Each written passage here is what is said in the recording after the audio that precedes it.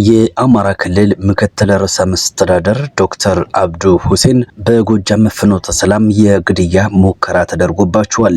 ከተከፈተባቸው ጥቃት ሕይወታቸውን ለማትረፍ ሲሸሹ የነበሩ የአገዛዙ ወታደሮች መንገድ ላይ ሌላ አዲስ ጥቃት ተከፍቶባቸዋል የተባለው ፋኖ በአገዛዙ ወታደሮች ካምፕ ውስጥ ሰርጎ በመግባት በሳንጃና በቦምብ እየታገዘ ከባድ የሽምቅ ጥቃትን ፈጽሟል። ላስታ አሳምነው ኮር ከ32 በላይ የአገዛዙ ሰራዊትን በመምታትና ከ50 በላዩን በማቆሰል ታላቅ ድል ቀንቶታል።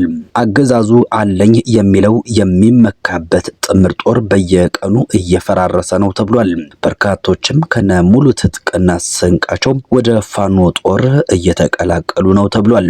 በሌላ መረጃ የወለጋ አማራን ለመታደግ የተቋቋመው ቢዛሞ እዝ የፋኖ አደረጃጀት በድል ጎዳና የወለጋን ህዝብ እየጠበቀ ድፍን 1 ዓመት ሞልቶታል ተብሏል። በዝርዝር አሰናድተነዋል።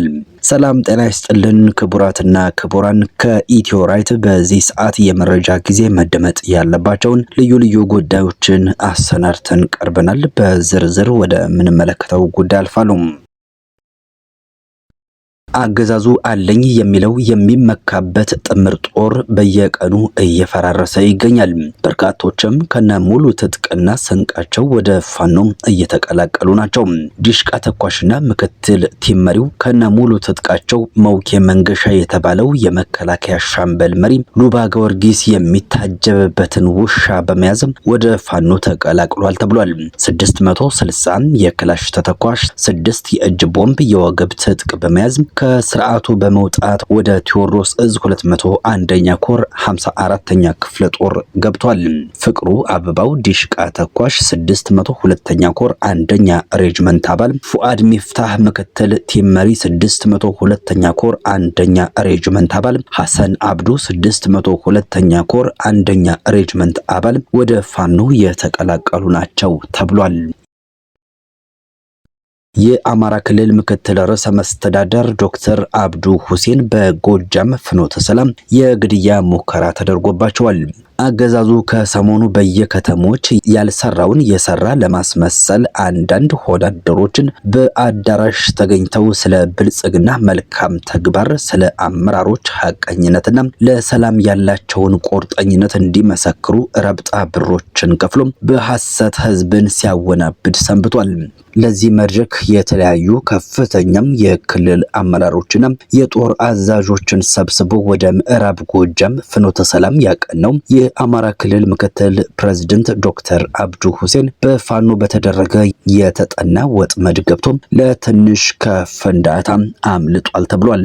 ፋኖ ፕሬዝዳንቱ ያለበት አካባቢ ላይ በተጠና መንገድ ቦምብ በማጥመድ ሰውየውና ሌሎች ምስለኔዎችን እንዳልነበር ለማድረግ ጥረት ያደረገ ሲሆን ሰውየው ወደ መኪና ከመግባቱ በፊት ቦምቡ በመፈንዳቱ መኪናው ወደ አመድነት ሲቀየር ሰውየው ግን ተርፏል ተብሏል። በቅርቡ የከበደን በአርበኛ ዘመነ ካሴ የሚመራው የጎጃም ፋኖ ነው ብሎ ሽመልስ አብዲሳና መሐመድ ተሰማ የመከሩለት የአካባቢው ፋኖ ታሪክ ሰርቶ ህዝብን ጮቤ ሊያስረግጥ የሄደበት እርቀት ቁስ ከማቃጠል ሀብት ከማውደም ባለፈም ከሾፌሩ ውጪ አመራሮች ላይ እርምጃም ሳይወስድ ቀርቷል።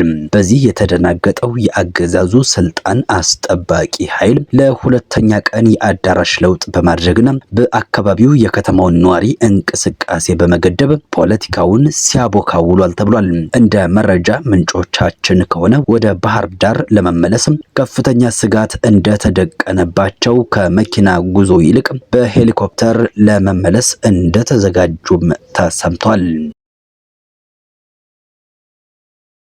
ከተከፈተባቸው ጥቃት ሕይወታቸውን ለማትረፍ ሲሸሹ የነበሩ የአገዛዙ ወታደሮች መንገድ ላይ ሌላ አዲስ ጥቃት ተከፍቶባቸው በርካቶች ተገድለዋል። ወታደሮቹ ከመጀመሪያው ጥቃት ለማምለጥ ሲሸሹ ፋኖ በቆረጣ ቀድሟቸው ነው በቦምብና በብሬን ዶግ አመድ ያደረጋቸው ተብሏል። በአፋብሃ ምስራቅ አማራ ቀጠና ምኒልክ እዝ በደጋው መብረቅ ኮር ጽናት ክፍለ ጦር ስር የሚገኙ የአንድ ሻምበል አባላት የፋኖን ጥቃት መቋቋም መቋቋም አቅቷቸው ሕይወታቸውን ለማትረፍ ከአምባሰል ወደ ደላንታ ሲሸሹ በነበሩ የአገዛዙ ወታደሮች ላይ የቆረጣ ጥቃት በመፈጸም የሻለቃ አመራሮችን ጨምሮ ከ3 ጋንታ በላይ የጠላት ሰራዊትን ሞትና ቆስለኛ ማድረጋቸውን እዙ በላከው መረጃ አስታውቋል። በአምባሰል ወረዳ ዚሃና ተለያየን ላይ በተደረገ ውጊያም ከመደምሰስ የተረፉ የአገዛዙ ወታደሮች ናቸው። ትላንትናም ታህሳስ 7 2018 ዓ.ም አመሻሹን ወደ ደላንታ ወረዳ ሲሸሹ ፋኖ በቆረጣ ቀድሟቸው በቦምብና በብሬን ዶጋመድ ያደረጋቸው ተብሏል። በቆረጣ ጥቃቱ የሻምበል አመራሮችን ጨምሮ ከ3 ጋንታ በላይ ሙሉ የጠላት ሰራዊት ሞትና ቆስለኛ መደረጉ ነው ምኒልክ እዝ በህዝብ ግንኙነት መምሪያው በኩል ለኢትዮ ራይት ሚዲያ በላከው መረጃ የገለጸው። በሌላ መረጃም ፋኖ በአገዛዙ ወታደሮች ካምፕ ውስጥ ሰርጎ በመግባት በሳንጃና በቦምብ የታገዘም ከባድ የሽምቅ ጥቃትን ፈጽሟል። በአፋባሃ ምስራቅ አማራ ቀጠና ምኒልክ እዝ ላስታ አሳምነው ኮር የእሸት ክፍለ ጦር ቃኝ ታህሳስ 6 ለታህሳስ 7 አጥቢያ ሌሊቱን በሹምሃም አየር ማረፊያ ወደ ጠላት ካምፕ ዘልቀው በመግባት በወሰዱት የተሳካም የሰርጂካል ኦፕሬሽን ታላቅ ድል መቀዳጀታቸውን ምኒልክ እዝ በላከው መረጃ አስታውቋል። በሹምሃም አየር ማረፊያ ልዩ ስሙ ሳይናበር ተብሎ በሚጠራው አካባቢ ሰኞ ለማክሰኞ አጥቢያ ሌሊት የፋኑ አባላቱ ወደ ጠላት ካምፕ በመግባት 3 ሰዓታትን የፈጀም በሳንጃና በቦምብ የታገዘ ከባድ የሽምቅ ጥቃት የፈጸሙ ሲሆን በዚህም በርካታ የጠላት ቡድን ተላላኪ ወታደሮች ሞትና ቆስለኛ ተደርገዋል። በአጥቢያ ሌሊቱ የሰርጂካል ኦፕሬሽን ከባድ የሆነ የሰብአዊና ቆሳዊ ውድመትን የተከናነቡት በሰሜን ምስራቅ እዝ 803ኛ ኮር 65ኛ ክፍለ ጦር ስር በመቶ አለቃ አረጋ የምትመራው የ4ኛ ሻለቃ አባላት መሆናቸው ታውቋል። በሌላ መረጃ ላስታ አሳምነው ኮር ከ32 በላይ የአገዛዙን ሰራዊት በመግደልና ከ50 በላዩን ደግሞ በማቁሰል ታላቅ ድል ቀንቶታል። የአፋባሃ ምስራቅ አማራ ቀጠና ምኒልክ እዝ ላስታ ጀነራል አሳምነው ጽጌ ኮር በድብኮ ግራራምባ እንዲሁም ዳቦ ከተማ ቀጠናዎች በወሰደው የተጠናም የደፈጣ ጥቃት በጠላት ላይ ታላቅ ድል ተቀዳጅቷል። ታህሳስ 7 2018 ዓ.ም ከንጋቱ 6 ሰዓት ጀምሮ የአገዛዙ ብልጽግና ልሳናት የላሊበላ ከተማ አስተዳደር የላሊበላ ወረዳና የቦግና ወረዳ የካቢኔ አባላትን ከጋሸና ወደ ላሊበላ ከተማ ለማስተላለፍ የብርሃኑ ጁላ ሰራዊት ከጋሸና እርፉ እስከ ግራራምባ ዘርግቶ የነበረ ቢሆንም የኮሩ ነብሮ ተወርዋሪ ኮማንዶና ውባንታ ባተ ክፍለ ጦር 2 ሻለቃዎች በድብኮ ቀጠና እንዲሁም በዳቦ ከተማ ቀጠና እሸት ክፍለ ጦር 2 ሻለቃዎች ደፈጣ በመጣል ጠላትን አይቀጡ ቅጣት ቀጥተው ጠላትን ሞትና ቆስለኛ አድርገውታል የተባለው። በዚህ የደፈጣ ጥቃት 32 የአገዛዙ ሰራዊት ሲገደል ከ50 በላይ የቆሰለ ሲሆን እንዲሁም ዙ 23ቱ በዲሽቃ ተመቶ ጉዳት የደረሰበት መሆኑ ተረጋግጧል። በዚህ የተበሳጨው የአገዛዙ ሰራዊት ዙ 23ቱን በዘፈቀደ በመተኮስ የ3 ንጹሃንን መኖሪያ ቤት 5 የአርሶ አደር የጤፍ ክምር እንዲሁም 35 ኩንታል ሊወጣ የሚችል እህልን ያቃጠለ ሲሆን በ4 ንጹሃን ላይ ከቀላል እስከ ከባድ ጉዳት አድርሷል። በሌላ መረጃ ከአማራ ፋኖ ብሔራዊ ኃይል ቢዛሞ እዝ የምስረታ 1ኛ ዓመቱን አስመልክቶ የእንኳን ደስ አላችሁ መልእክቱን አስተላልፏል። የአማራ ፋኖ ብሔራዊ ኃይል ቢዛሞ እዝ ከመመስረቱ በፊት በርካታ ተጋድሎችን ሲያደርግ የቆየ ቢሆንም እንኳን ተቋማዊ መዋቅር ከያዘበት ቀን ጀምሮ ሰፊው የአማራ ሕዝብ በሚኖርበት በቢዛሞ ምድር ባስቀመጠው የስራ እቅድ መሰረት በርካታ ውጤታማ ስራዎችን አከናውኖ ለዛሬው አንደኛ ዓመት የተቋም ምስረታ በዓል ለማክበር በቅቷል ብሏል።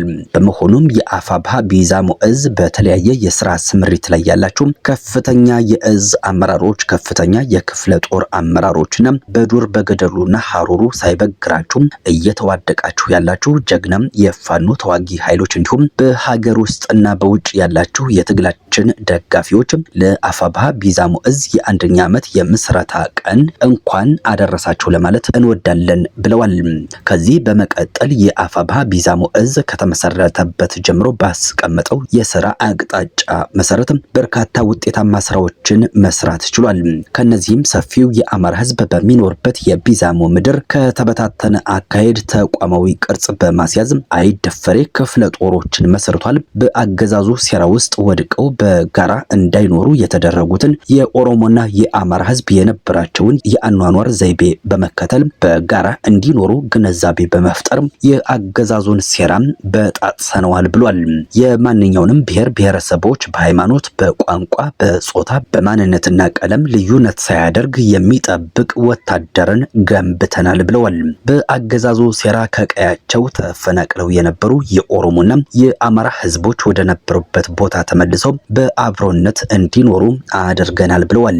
የአፋብኃ ቢዛሞ እዝ ከተመሰረተ ጀምሮ በጠላት ላይ ከፍተኛ የዘመቻ ስራዎች ተሰርተዋል የተባለው በመሆኑም በየአካባቢው የሚሊሻ መዋቅርን ማፍረስ ተችሏል። የአካባቢውን የቀበሌ መዋቅሮችን በማፍረስ የራሱን የአስተዳደር መዋቅር መዘርጋት ችሏል።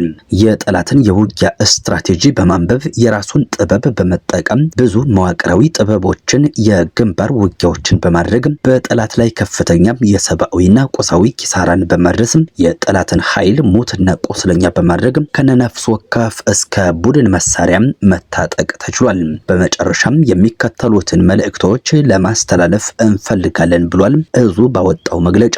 አንደኛ፣ የቢዛሞ ተወላጅ ሆናችሁ በአገዛዙ መዋቅር ውስጥ በተለያዩ የአገዛዙ መስሪያ ቤቶች ያላችሁ ሳይማር ያስተማራችሁን ወገናችሁን እንድታገለግሉ ጥሪ እናስተላልፋለን ብለዋል።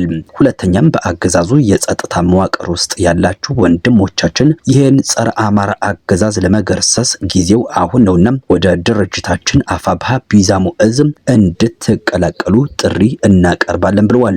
ሶስተኛ በሀገር ውስጥና ከሀገር ውጭ ያላችሁ የትግላችን ደጋፊዎች እስካሁን ስታደርጉልን የነበረውን ያላሰለሰ ድጋፋችሁን በጸሎት፣ በምክር ሐሳብ፣ በፋይናንስ፣ በመረጃ፣ በጉልበትና በቁሳቁስ አጠናክራችሁ እንድትቀጥሉ ጥሪያችንን እናስተላልፋለን ብሏል።